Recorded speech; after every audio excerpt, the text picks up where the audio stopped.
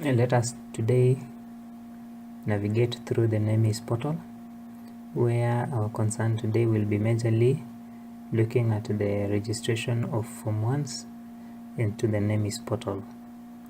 Before you get into the NEMIS portal, it is important to have the required information concerning the students. And here allow me to show you an Excel sheet that I have recorded my Form 1 students and the data that is required. As you can see in this sheet, I have the first column here. I've named it number, and in this case I'll be using these numbers as the request numbers in the NEMIS portal. We have admission number that is not required, the student name, it's not required currently, the stream is not required, but UPI is very important. But as well, as you may see, you may not necessarily need it considering some aspects of the student. We have birth certificate, and this one is very important. You are supposed to actually have it. Contact parents if you didn't collect it on the reporting days so that you get it. Here we have the date, and it's very important to notice something unique about the dates. Normally in our in our systems, we always use the DMY date format, which means day, month and year. However, on the NEMIS system, the date format used is MDY, which means month, day, year. So it is important to set your Excel file, or always remember that when you are entering the dates into the NEMIS system, remember to start with month as opposed to starting with date. Day, I mean. So for instance, for example, in this case, the first date here is May 9th as opposed to 5th September. As you can see, such a date here, this is September 20th. And how to do this? If you're using Excel sheet so that it is easier to copy paste into the system, just click on format cells, go to date, and along within the formats provided here, select the one that is you're going to use. For example, this one is day, month, year, and this is what we are used to, but this is not what NEMIS uses. So that's why I've selected this one, and it has changed the date's appearance to the same as what NEMIS will be needing. We have the KCPE marks, which is not necessary, the KCPE are not necessary, but this one is also very important, and you're supposed to have it so much accurate. For example, the one that the very first index number is poorly recorded, and I've made it red, so it makes it easier for me to follow up with the student as well as the parents. I have the primary parent, the contact of the parent, and the ID number of the parent. Now here you notice that I do not actually have the parent details for the second parent, and that is what I'll be looking forward to getting as I register. We have the home county, sub-county and constituency recorded here, and also you notice that what I'm lacking is the parent's address and as well as the email addresses. With this data, we are good to get onto the online portal. Now, to get into the online portal, I'm using Chrome to assist me on that, because the system seems not to be working well with the Mozilla. So we start here. You type NEMIS, you can Google NEMIS and you'll get the link on the Google, and then you'll be required to enter the username, which is the school code, and the password, and then log in. Once you log in, this is the first interface. So since you're talking about registration of students, let's start with admit. So along this, on the learner tab, click on admit / capture student. Here it opens this page where you're supposed to enter the student index or UPI, but I've noticed that the UPI is not working, so we enter the index. And here I have this sheet, I'll for example pick this one as an example of my last student here. I will copy the index number and paste into the system, then check. On checking, this is what you can see. The student name is Omoso Dora Sarange, as it is recorded in my file. It's good to confirm that. And this student was selected to join this school, but now I'm now supposed to place a request. Click on accept replacement request.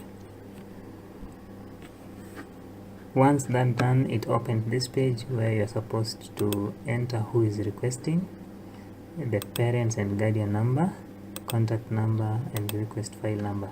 Like I said, I have all the details here. So who is requesting? Grace Omoso is requesting. I'll copy that and paste it directly into the system. What is the guardians and parents phone number? The phone number is, the ID number is here. I copy the same and paste it into the system.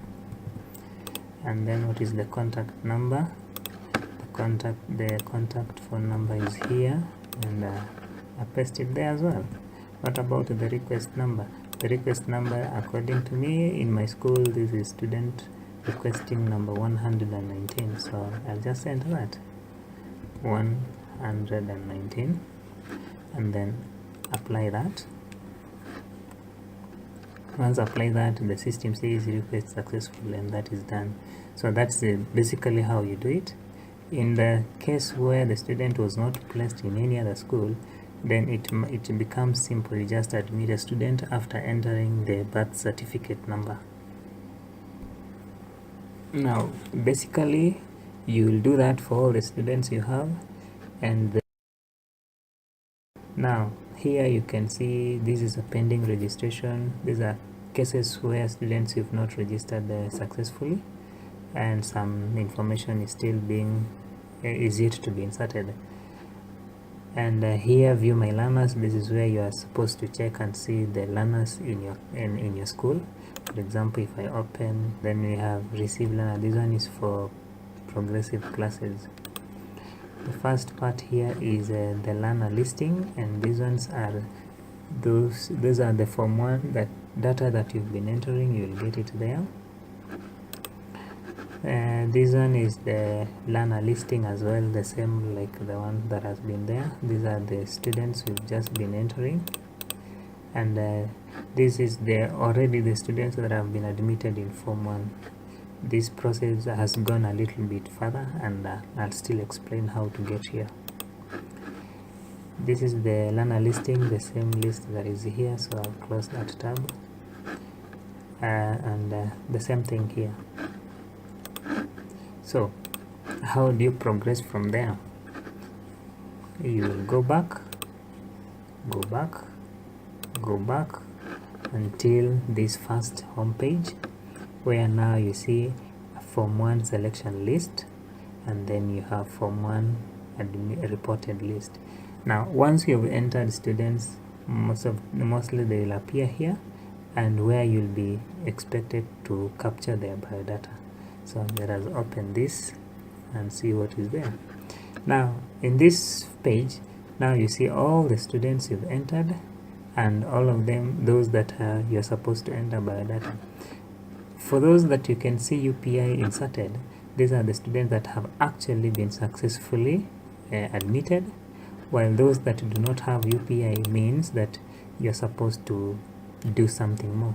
So like for instance, enter the biodata of the student, for which a new UPI will be registered, and the student automatically will now appear as a form 1 student.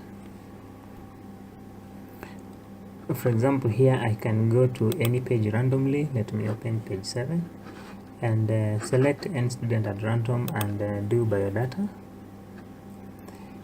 Basically, if a student was successfully registered in primary, the student will have the biodata inserted, will have all the details well captured, and in this case the only thing you're supposed to update here will be maybe if the contact details are not well updated, you will need to insert. And then we have the special needs, that is if in the first basic details you actually recorded that there will be a medical condition. However, if you are to fill all this data, if you have it, then you will just click on save. If you don't have, you can go ahead and admit a student, accept the biodata, the basic biodata, and maybe you will do the rest later. So let's see. I'll click on save basic data, and the system generates a new UPI. As you can see here, the system generates a new UPI, and then once it has generated a new UPI, remember to click save again, so that the student is now successfully saved. Now as you can see, now I've clicked the second time and the system says success, the learner basic details have been successfully saved.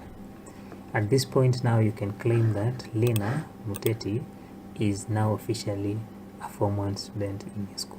You can confirm that by going to view my learners. You can confirm that in view my learners. Under view my learners, we can scroll through and we can see Lina Muteti is now student number 7 in this school. And basically that's how you do. Later, if you can get all the data that you need, you can view. From here you can as well edit the parts that you wanted, but remember to confirm the dates of births before you save the data. As well as remember, you're supposed to have all the details here, including the mother's ID number, the father's details, the guardian's details, and don't forget to do nice photos to upload. But these are things that you can do always much after you've admitted, if you're in a hurry to have the students appear as in the list of Form 1. Now once you've done that, this list, the list where you're seeing students not captured, particularly where you're supposed to do by data, they will keep reducing as you move on. For instance, now when I started this, I had 7. Now I'm a total of 8. I'm supposed to push this until it gets to 119 students that I have in Form 1, step by step, and it will be done. Thank you for watching. Remember to subscribe to my channel and leave a comment.